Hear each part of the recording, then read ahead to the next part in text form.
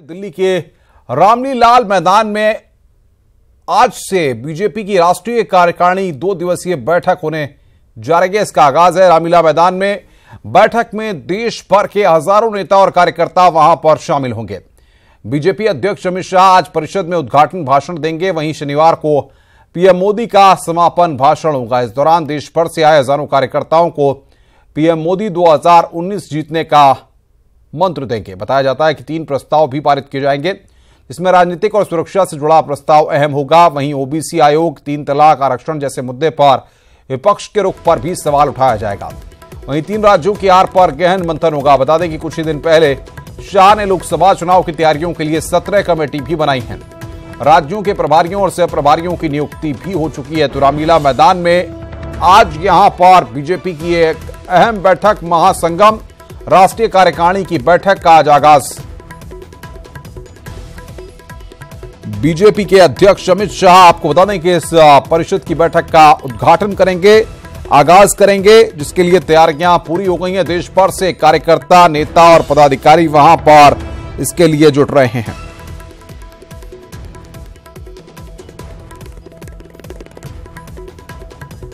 तो देश भर से बीजेपी के नेता, कार्यकर्ता, राष्ट्रीय कार्यकारिणी की बैठक, सांसद, विधायक, जिला अध्यक्ष और विस्तारक वहां पर बुलाए गए हैं। देश भर से करीब 12,000 प्रमुख कार्यकर्ता वहां पर जुटेंगे।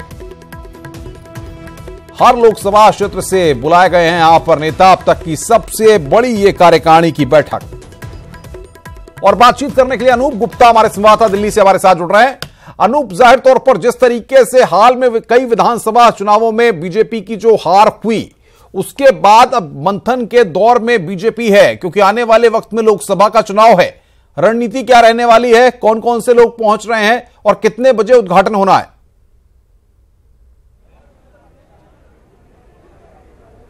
देखिए, आप सही कह रहे हैं।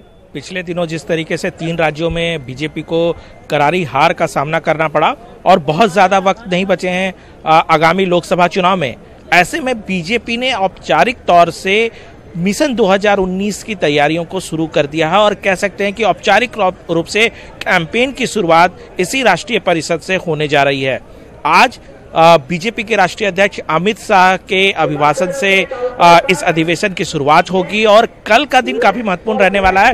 कल प्रधानमंत्री नरेंद्र मोदी का समापन भाषण होगा और वहीं से वो अपने कार्यकर्ताओं को मूल मंत्र दे सकते हैं कि 2019 में फिर से किस तरीके से मोदी सरकार आए, बीजेपी की सरकार आए, इसको लेकर के कैसे जनता तक पहुंचा जाए। तो कुल मिला के कह सकते हैं कि महत्वपूर्ण बैठक। और सबसे बड़ी बात है कि पिछले 5 सालों में ये अपने आप में सबसे बड़ी बैठक है। इसमें 13,000 से ज्यादा छोटे और बड़े नेताओं को इनवाइट किया गया है। इस बैठक में वो पहुंचेंगे। आपको सबसे पहले कैमरामैन को बताऊं कि देखिए, यहाँ चूंकि 13,000 से ज्यादा लोगों का जमावड़ा होने वाला है। आप देख सकते हैं ये रामलीला मैदान जहाँ बैठक होनी है और किस तरीके से जो गहमा गहमी है वो शुरू हो चुकी है। हालांकि बैठक शाम 4 बजे औपचारिक तौर से शुरू होगी। 3:45 बजे प्रधानमंत्री नरेंद्र मोदी खुद इस बैठक के लिए पहुंचेंगे। अमित शाह पहुंच रहे हैं। तो कह सकते हैं गहमा गहमी शुरू है। लेकिन बिल्कुल अनूप, इस बीच जो एक राजनीतिक घटनाक्रम चल रहा है, जो राजनीतिक गहमा गहमी का माहौल बना हुआ है उत्तर प्रदेश में, सपा बसपा दोनों के गठबंधन का औपचारिक तौर पर ऐलान कल होना है।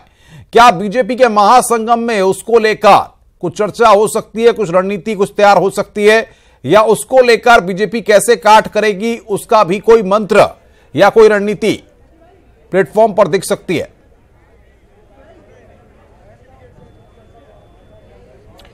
देखिए, बीजेपी के राष्ट्रीय अध्यक्ष अमित शाह ने खुद इस बात को माना है कि जो एक महागठबंधन की कवायद शुरू हो रही है, उससे कहीं ना कहीं अगर असर पड़ता है बीजेपी को तो वो उत्तर प्रदेश में पड़ता है। यानी बीजेपी इस बात को जानती है कि अगर समाजवादी पार्टी और बहुजन समाज पार्टी में गठबंधन अगर होता है तो इसका खामियाजा उत्तर प्रदेश में बीजेपी को भुगतना पड़ सकता है। और यही वजह है कि इस बैठक में न केवल चर्चा की जाएगी इस बात की, बल्कि एक रोड मैप तैयार किया जाएगा कि किस तरीके से, क्योंकि आपको याद होगा कि उत्तर प्रदेश ही एक ऐसा राज्य था जहां पे सबसे ज्यादा सीटें बीजेपी की आई थी और वहीं से तय हो गया था कि फिर से प्रधानमंत्री जो है वो नरेंद्र मोदी बनने जा रहे हैं। बीजेपी को पता है कि अगर उत्तर प्रदेश में नुकसान होता है, इसका सीधा खामियाजा लोकसभा चुनाव बिल्कुल बड़ी बात कर रहे हैं। यानी कि अगर उत्तर प्रदेश में बीजेपी यहां पर अपनी रणनीति बनाने में सफल नहीं होती है तो उसको बाकी जगह भी यहां पर उसका असर पड़ेगा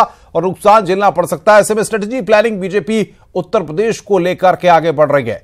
अनूप, बहुत बहुत शुक्रिया हमारे साथ जुड़ने के लिए और बातचीत करने के लिए। तो राष्ट्रीय कार्यकारिणी की बैठक अब तक की सबसे बड़ी कार्यकारिणी की यह बैठक, सांसद, विधायक, जिलाध्यक्ष और विस्तारक यहां पर इस बैठक में बुलाए गए हैं। देश भर से करीब 12,000 प्रमुख कार्यकर्ता वहां पर जुट रहे हैं।